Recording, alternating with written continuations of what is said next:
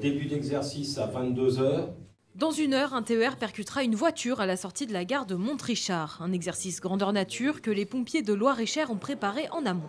Ça permet à chacun de revoir, les process, les matériels et de préparer l'ensemble pour que la partition se joue le mieux possible.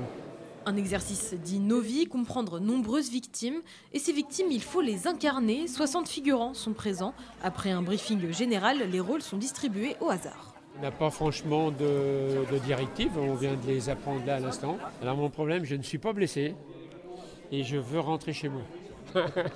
Moi je dois faire aidez-moi, donc après des personnes doivent venir m'ausculter ou je sais pas, on va voir la suite. C'est un peu la surprise, hein, c'est la première fois que je fais ça. Direction maintenant le quai de la gare de Montrichard. La grande majorité des figurants sont des étudiants de l'IFSI, présents sur la base du volontariat.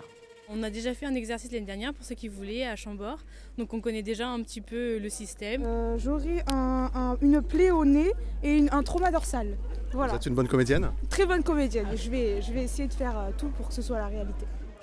Il est temps pour nos comédiens d'un jour de monter dans le train puis de partir. 22h04, heure de l'accident, le TER a percuté un automobiliste sur un passage à niveau et a emporté la voiture sur environ 200 mètres. Difficulté de l'exercice, le train s'arrête dans un tunnel. L'alerte est donnée par la SNCF, les services de secours arrivent peu à peu, les pompiers, le SAMU. Le poste médical avancé est monté, les premières victimes sont évacuées grâce à un lorry, un petit wagonnet plat. On se met par-dessus. 300 mètres plus loin, la cellule de crise est mise en place par la préfecture et toutes les forces engagées. Elles suivent l'opération et décident des prochaines actions, prévues ou non, dans le cahier des charges de l'exercice. Il s'agit d'améliorer également la coordination globale de l'ensemble des services de l'État, mais également des partenaires associatifs qui doivent intervenir. On essaye de jongler ou de trouver un bon équilibre entre ce qu'on prépare et ce qu'on ne prépare pas, puisqu'on n'est pas non plus dans un film, on ne fait pas une série télé. Donc il y a des imprécisions, il y a des choses qui se décident au dernier moment. Les dernières victimes sont évacuées du train à 00h30, soit 2h30 après l'accident.